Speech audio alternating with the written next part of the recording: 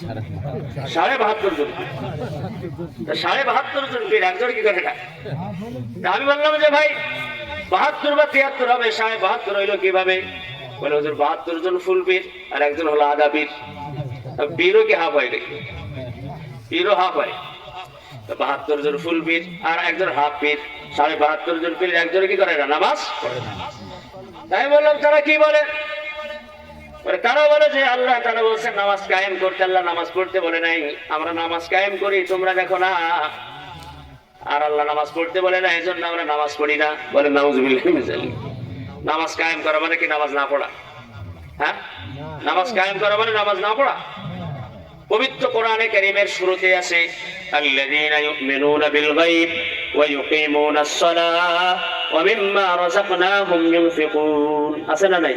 সূরা বাকারার শুরুতে আল্লাযীনা ইউমিনুনা বিল গায়ব, মুত্তাকি কারা? তাদের পরিচয় দিতেছে। মুত্তাকি হলো তারাই যারা আল্লাহকে না দেখে বিশ্বাস করে, যারা জান্নাত না দেখে বিশ্বাস করে, পরকাল না দেখে বিশ্বাস করে, ফেরেশতা না দেখে বিশ্বাস করে, নবীকে দেখে নাই বিশ্বাস করে। কথা ঠিক তবে ঠিক। আমার মুমিন মুসলমান ভাইরা না দেখে বিশ্বাস করে, ওয়া ইউকিমুনাস সালাহ, আর তারা নামাজ কায়েম করে। নামাজ কি করে? কায়েম করে।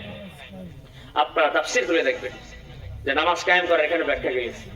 নামাজ কায়েম করার ব্যাখ্যা হলো নিজের নামাজের সমস্ত বিধিবিধানকে সঠিকভাবে আদায় করা।